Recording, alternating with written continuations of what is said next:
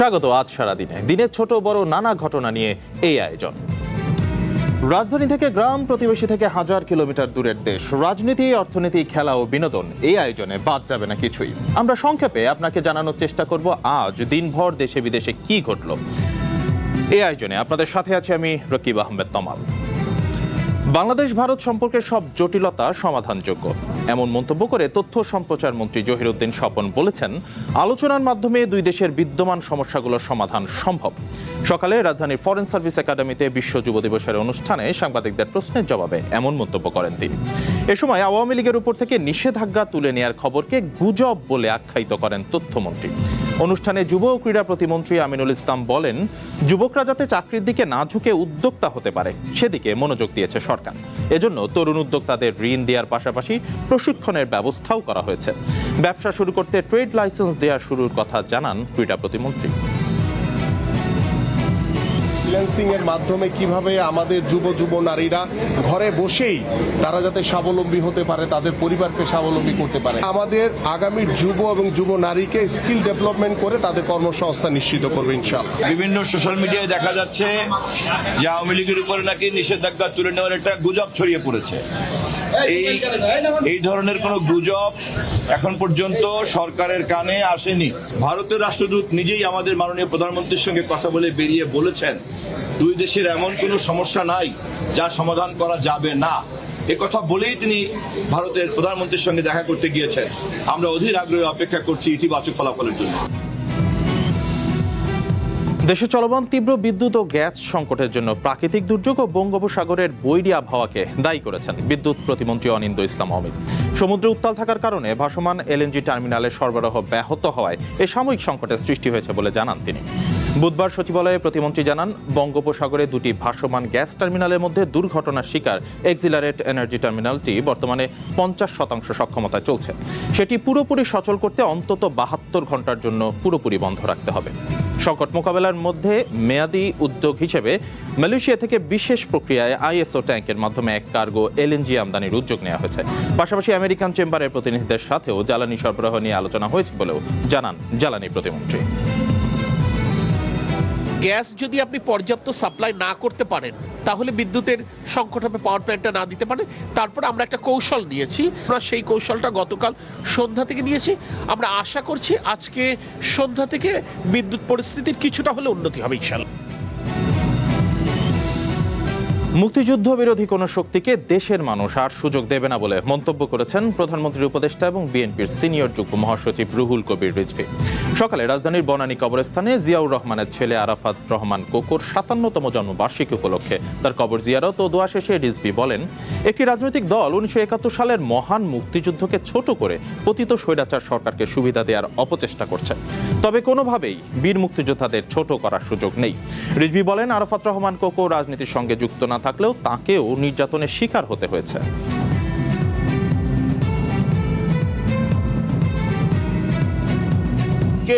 নানাভাবে পর্যুদস্ত করার জন্য জনগণের মধ্যে তার যে উপস্থিতি এবং তার যে জনপ্রিয়তা সেটিকে আপনার মুছে দেওয়ার জন্য এমন কোনো কৌশল নাই যেটা করেননি সাবেক পলাতক স্বৈরাচারিণী শেখ হাসিনা। ওবায়দুল কাদের একজন রাজনৈতিক জোকার। তাকে সাধারণ সম্পাদক বানিয়ে দলের বিপর্যয় ডেকে এনেছিল আওয়ামী লীগ। তার নির্দেশনার কারণেই জুলাই অভ্যুত্থানে হাজার হাজার মানুষ হতাহত হয়েছে, এমন মন্তব্য করেছেন আন্তর্জাতিক অপরাধ ট্রাইব্যুনালের চিফ প্রসিকিউটর আমিনুল ইসলাম।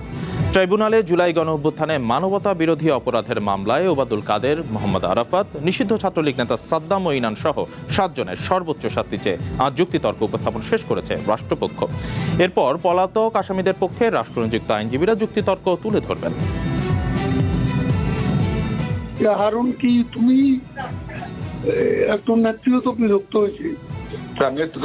তোমার প্রত্যেকদিন বলতেছিলাম তুমি ভালো করতেছি, করতে আবার খাওয়াই ওইসব বিজ্ঞান না না, এ খাওয়ার ডিসিশনটা কে দিয়েছে স্যার? আমার স্বরাষ্ট্রমন্ত্রী, আমার এসবির চিফ, এরা দিয়েছে খাওয়ানোর জন্য।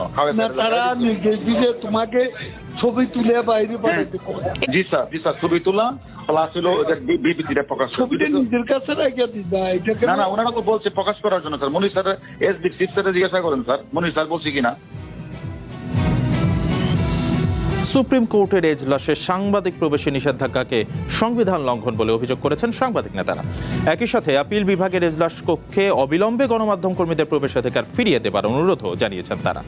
দুপুরে সুপ্রিম কোর্টের প্রধান ফটকের সামনে আইন, বিচার, সংবিধান ও মানবাধিকার বিষয়ক সাংবাদিকদের সংগঠন ল রিপোর্টার্স ফোরাম আয়োজিত এক অবস্থান কর্মসূচিতে অংশ নিয়ে সাংবাদিক নেতারা এই অনুরোধ জানান। তারা বলেন, যখন মানুষ অধিকার বঞ্চিত, অন্যায়ের শিকার হয়, তখন তারা আদালতের আশ্রয় নেয়। আদালতে দেয়া রায়, আদেশ এবং আদালত সংশ্লিষ্ট বিভিন্ন সংবাদ গণমাধ্যমের মাধ্যমেই দেশের মানুষ জানতে পারে। কিন্তু বর্তমান সরকার দায়িত্ব নেওয়ার আগে গত 7ই জানুয়ারি থেকে আপিল বিভাগ সহ সুপ্রিম কোর্টের হাইকোর্ট বিভাগের বিভিন্ন বিচার কক্ষে সাংবাদিকদের প্রবেশাধিকার বন্ধ রয়েছে। এর প্রতিবাদে আয়োজিত এই অবস্থান কর্মসূচিতে আইন বিটের সাংবাদিকরা ছাড়াও সম্পাদক পরিষদ, ডিইউজে ও ডিআরইউ নেতারা অংশ নেন। সম্পাদক পরিষদের সভাপতি নুরুল কবির বলেন, সুপ্রিম কোর্টের এজলাসে সাংবাদিকদের দ্রুত প্রবেশাধিকার না দিলে কঠোর কর্মসূচি দেওয়া হবে। একজন প্রধান বিচারপতি যখন আদালতকে বিচ্ছিন্ন করে রাখে জনগণের কাছ থেকে, স্বাভাবিকভাবে তখন সন্দেহের উদ্বেগ হয় কি তার আসলে মতিগতি। মানুষকে জানতে দিতে হবে। আপনার যদি এজলাসে জায়গা কম থাকে, আপনাকে জায়গা বাড়াতে হবে, বা তথ্য প্রযুক্তি সহায়তায় আপনি এটি সাংবাদিকদের কাছে পৌঁছে দিতে পারেন। অনেক রকম অপশন আছে। জেদ ধরে গো ধরে থাকা কোনো সমাধান নয়। প্রধান বিচারপতি সে শুভবুদ্ধি উদয় হবে যে আগামী কর্মসূচি আগেই যেন উনি নেতৃবৃন্দের সাথে বসে একটি সমাধানে পৌঁছে। বিচার ব্যবস্থার সর্বোচ্চ গার্জিয়ান যারা, সংবিধান রক্ষা করবার যারা গার্জিয়ান হিসেবে বাংলাদেশের সংবিধান তাদেরকে স্বীকৃতি দিয়েছে, তারা যখন দিনের পর দিন, মাসের পর মাস জানবার পরও যেই ভুল কাজটি তারা করে যাচ্ছেন, তার দিক থেকে তারা সরে আসবেন আমরা আশা করি।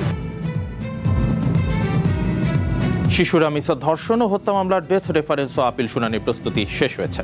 সকালে তথ্য জানান অ্যাটর্নি জেনারেল রুহুল কুদ্দুস কাজল। এর আগে হাইকোর্টের নির্দেশে 25শে জুন সোহেল রানা ও তার স্ত্রী স্বপ্না আক্তারের পক্ষে রাষ্ট্রনিযুক্ত আইনজীবী হন সুপ্রিম কোর্টের আইনজীবী হাফিজুর রহমান খান। গত 19শে মে রামিসাকে ধর্ষণের পর হত্যা করে সোহেল, আর এতে সহায়তা করেন তার স্ত্রী স্বপ্না। ঢাকা শিশু অপরাধ দমন ট্রাইব্যুনাল দুজনকেই মৃত্যুদণ্ড দেয়। পরে তাদের কন্ডেম সেলে পাঠানো হয়। সেখান থেকে তারা রায়ের বিরুদ্ধে জেল আপিল করেন। অ্যাটর্নি জেনারেল জানান, ফেনীর নুসরাত ও মাগুরার আসিয়া হত্যা মামলা শুনানির পরেই আছে রামিসা হত্যা মামলার শুনানি।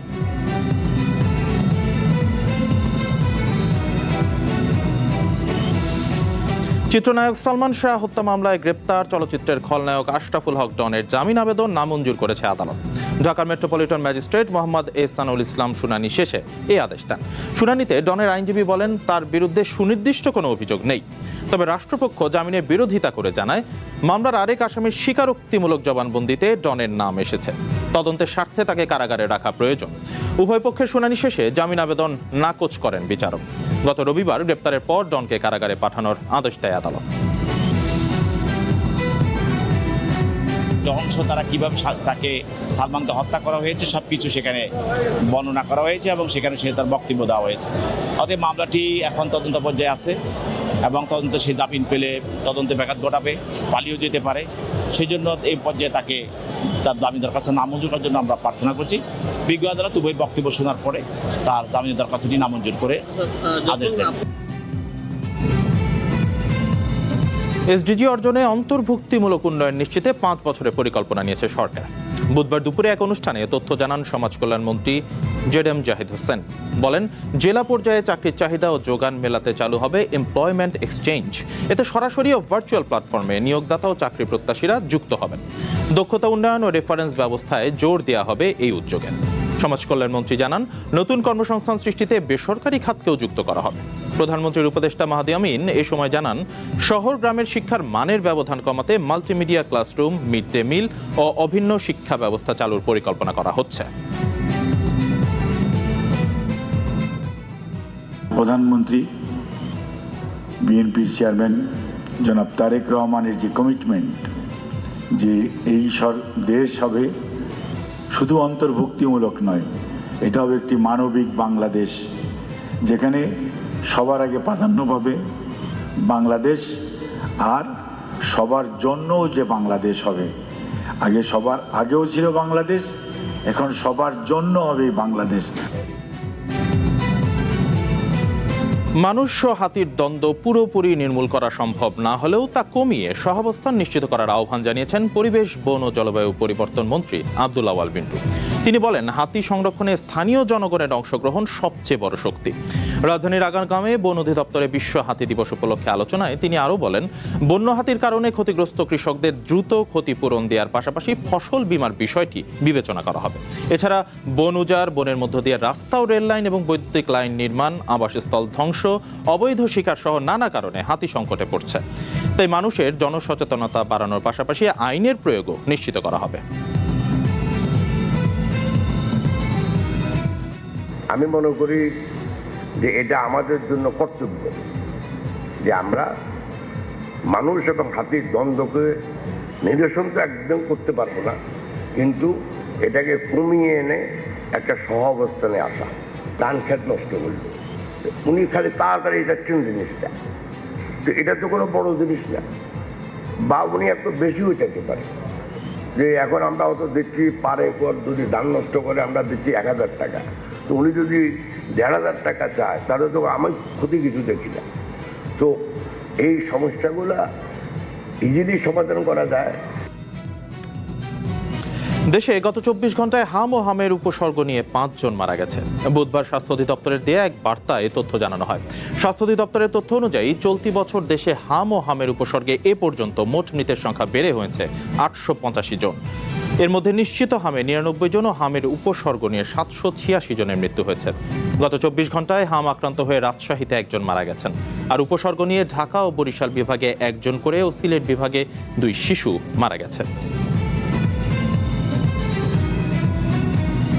কর্মস্থলে অনুপস্থিত থাকার অভিযোগে ঢাকা মহানগর পুলিশের সাবেক যুগ্ম কমিশনার বিপ্লব কুমার সরকার সহ 6 জন উচ্চপদস্থ পুলিশ কর্মকর্তাকে চাকরি থেকে বরখাস্ত করা হয়েছে। বিকেলে স্বরাষ্ট্র মন্ত্রণালয়ের এক প্রজ্ঞাপনে তাদের বরখাস্তের আদেশ জারি করা হয়। বরখাস্ত হওয়া অন্য কর্মকর্তারা হলেন কাজী আশরাফুল আজিম, মোহাম্মদ গোলাম রুহানি, সুদীপ কুমার চক্রবর্তী, রাজন কুমার দাস ও মোহাম্মদ ইকবাল হোসাইন। চাকরিচ্যুতদের মধ্যে বিপ্লব কুমার সরকার সাময়িক বরখাস্ত অবস্থায় বরিশাল রেঞ্জ ডিআইজি কার্যালয়ে সংযুক্ত ছিলেন। এছাড়া কাজী আশরাফুল আজিম চট্টগ্রাম রেঞ্জে, সুদীপ কুমার চক্রবর্তী বরিশাল রেঞ্জে এবং মোহাম্মদ ইকবাল হোসাইন খুলনা রেঞ্জে ডিআইজি কার্যালয়ে সংযুক্ত ছিলেন। অপর 2 কর্মকর্তা মোহাম্মদ গোলাম রুহানি ও রাজন কুমার দাস সাময়িক বরখাস্ত হওয়ার পর থেকেই পলাতক রয়েছেন।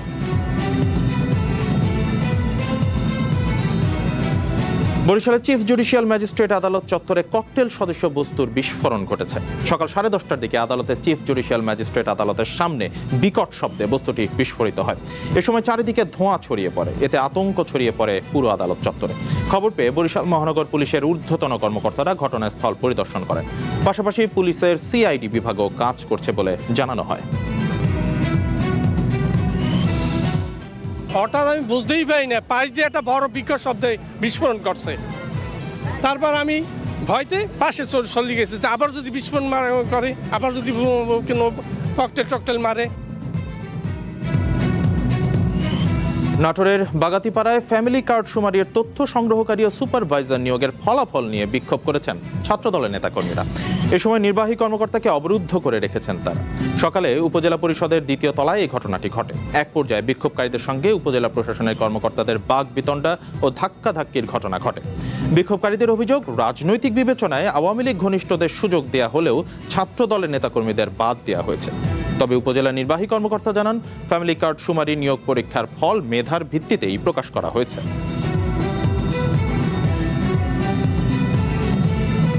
চট্টগ্রামের চাঁদাবাজির মামলায় পুলিশের তালিকাভুক্ত শীর্ষ সন্ত্রাসী ডেভিড ইমনের 5 দিনের রিমান্ড মঞ্জুর করেছেন আদালত। দুপুরে চট্টগ্রাম জুডিশিয়াল ম্যাজিস্ট্রেট লোকমান হাকিমের আদালত এই আদেশ দেন। জেলার হাটহাজারী থানার একটি চাঁদাবাজি মামলায় সকালে আসামি ডেভিড ইমন কারাগার থেকে আদালতে হাজির করে 7 দিনের রিমান্ড আবেদন করে পুলিশ। আদালত শুনানি শেষে 5 দিনের রিমান্ড মঞ্জুর করে। গত 29 জুলাই যশোরের কোতোয়ালি থানার ঝুমঝুমপুর এলাকা থেকে ডেভিড ইমন সহ 4 জনকে গ্রেপ্তার করা হয়। ডেভিড ইমনের বিরুদ্ধে চট্টগ্রাম মহানগর ও জেলার বিভিন্ন থানায় হত্যা, অস্ত্র, চাঁদাবাজি সহ মোট 13টি মামলা রয়েছে। দক্ষিণ আমেরিকার বাজারে বাংলাদেশের হোম ও লাইফস্টাইল পণ্য রপ্তানির নতুন সম্ভাবনা তৈরি হয়েছে। ব্রাজিলের সাও পাওলো দিস্ট্রিতো আনহেম্বিতে শুরু হওয়া হোম শো ব্রাজিল 2026 মেলায় অংশ নিয়েছে বাংলাদেশের 4টি প্রতিষ্ঠান। 5টি বুথে প্রদর্শন করা হচ্ছে পাট ও চামড়াজাত পণ্য, ব্যাগ, ন্যাচারাল ফাইবারের বাস্কেট, হোম ডেকর, বাঁশজাত পণ্য, টেরাকোটা ও ক্লে সামগ্রী এবং নকশি কাঁথা। মেলা শুরুর পর বাংলাদেশি প্রতিষ্ঠানের স্টলগুলোতে ব্রাজিলের ক্রেতাদের আগ্রহ দেখা যায়। এ সময় কয়েকটি B2B বৈঠকও অনুষ্ঠিত হয়। পণ্যের গুণগত মান ও নান্দনিকতার প্রশংসা করে ক্রেতারা বাংলাদেশি পণ্য কেনার আগ্রহ প্রকাশ করেন।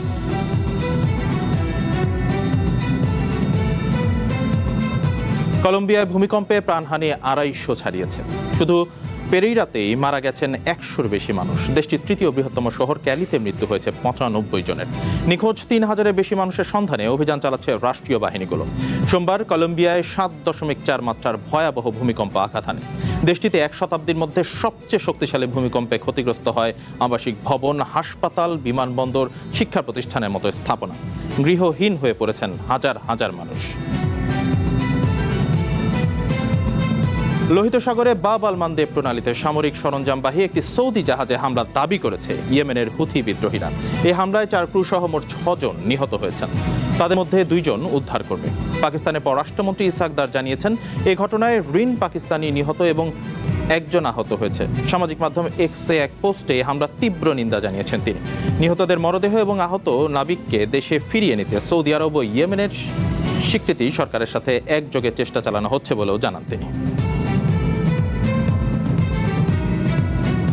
ইন্দোনেশিয়ায় একটি যাত্রীবাহী ফেরিতে আগুন লেগে অন্তত 1 জনের মৃত্যু হয়েছে। স্থানীয় সময় বুধবার ভোর 4:30টার কিছু পরে লম্বক উপকূল থেকে কিছু দূরে এই দুর্ঘটনাটি ঘটে। স্থানীয় কর্তৃপক্ষ জানিয়েছে KM পুত্রী ইয়াসমিন নামে ফেরিটি বালির পাটাংবাই বন্দর থেকে পশ্চিম নুসা টেঙ্গারা লম্বকের লেম্বার বন্দরের দিকে যাচ্ছিল। লম্বক প্রণালীতে ফেরিটিতে আগুন ধরে যায়। আগুন লাগার কারণ তাৎক্ষণিকভাবে জানা যায়নি। অগ্নিকাণ্ডের খবর পেয়ে দ্রুততার সাথে উদ্ধারকারী দল কাজ শুরু করে। ইন্দোনেশিয়ার সরকারের পক্ষ থেকে 172 জনকে জীবিত উদ্ধারের কথা জানানো হয়েছে। এই উদ্ধার কাজে 2 শতাধিক উদ্ধারকর্মী অংশ নেয় বলেও জানানো হয়েছে। বাংলাদেশের বিপক্ষে প্রথম টেস্টের 24 ঘন্টা আগেই শক্তিশালী একাদশ ঘোষণা করেছে অস্ট্রেলিয়া। দলে আছেন 3 তারকা pacer Pat Cummins, Josh Hazlewood ও মিচেল স্টার্ক। 3 তারকা পেসারের সঙ্গে একাদশে আছেন 2 pace bowling all rounder Cameron Green ও বি ওয়েবস্টার, সঙ্গে অভিজ্ঞ স্পিনার নাথান লায়ন। হ্যাজেলউড ফেরা একাদশের বাইরে থাকতে হচ্ছে অ্যাশেজে দারুণ পারফর্ম করা স্কট বোল্যান্ডকে। প্রস্তুতি ম্যাচে অস্ট্রেলিয়া একাদশের বিপক্ষে ইনিংস ব্যবধানে হার বাংলাদেশকে চ্যালেঞ্জের মুখে ফেলে দিতে পারে অজিতের এই একাদশের সামনে। কাল সকাল 6:30টায় ডারউইনের মারার স্টেডিয়ামে 23 বছর পর অস্ট্রেলিয়ার বিপক্ষে সাদা পোশাকে মাঠে নামবে বাংলাদেশ। রদ্রিকে দলে ফেরাতে স্পেনের ফুটবল ক্লাব বার্সেলোনা নতুন কৌশল নিয়েছে। স্প্যানিশ সংবাদ মাধ্যম কাদেনা সেরের তথ্য অনুযায়ী ফেরান তোরেসকে বিক্রি করে রদ্রিকে দলে ফেরাতে চায় কাতালানরা। PSG তোরেসকে দলে ফেরাতে বার্সেলোনাকে প্রায় 40 মিলিয়ন ইউরোর প্রস্তাব দিয়েছিল, কিন্তু সেই প্রস্তাব প্রত্যাখ্যান করে 55 মিলিয়ন ইউরো দাবি করেছে কাতালানরা। এদিকে ম্যানচেস্টার সিটি থেকে রদ্রিকে দলে ফেরাতে হলে বার্সেলোনাকে গুনতে হবে 60 মিলিয়ন ইউরো। তাই রদ্রিকে দলে টানার আগে ফেরান তোরেসকে ভালো দামে ছাড়তে চায় বার্সা। প্রেমের সম্পর্ককে এবার বিয়ের বন্ধনে বেঁধেছেন ক্রিস্টিয়ানো রোনালদো ও জর্জিনা রদ্রিগেজ। বিয়ের খবরটি নিশ্চিত করেছেন ক্রীড়া সাংবাদিক ফ্যাব্রিজিও রোমানো। নিজের ভেরিফাইড ফেসবুক পেজে এ তথ্য জানান তিনি। এদিকে বিয়ের আংটি পরা ছবি পোস্ট করেছেন CR7। একসঙ্গে পথ চলা প্রায় 1 দশকের এ দীর্ঘ সময়ে অসংখ্যবার এসেছে বিয়ের গুঞ্জন। এই বিশেষ দিনের অপেক্ষা ছিল ভক্তরাও। অবশেষে সেই অপেক্ষার ইতি। ব্রিটিশ সাংবাদিক পিয়ার্স মর্গানকে দিয়ে এক সাক্ষাৎকারে রোনালদো জানিয়েছিলেন, জর্জিনাকে করা বিয়ের প্রস্তাবটাও ছিল একেবারেই সাদামাটা, কিন্তু সেই ছোট্ট প্রস্তাবই এবার বদলে দিল তাদের সম্পর্কের গল্প। মঙ্গলবার পর্তুগালের কাসকাইসে বিবাহ বন্ধনে আবদ্ধ হয়েছেন ক্রিস্টিয়ানো রোনালদো ও জর্জিনা রদ্রিগেজ। এই ছিল আজ সারাদিনের আয়োজনে। কাল আবারও দেখা হবে প্রতিদিনের ঘটে যাওয়ার সব খবর নিয়ে। চ্যানেল ওয়ানের সাথে থাকুন, যুক্ত থাকুন আমাদের ফেসবুক পেজ এবং ইউটিউব চ্যানেল সহ অন্যান্য সোশ্যাল মিডিয়া লিঙ্কগুলোতে।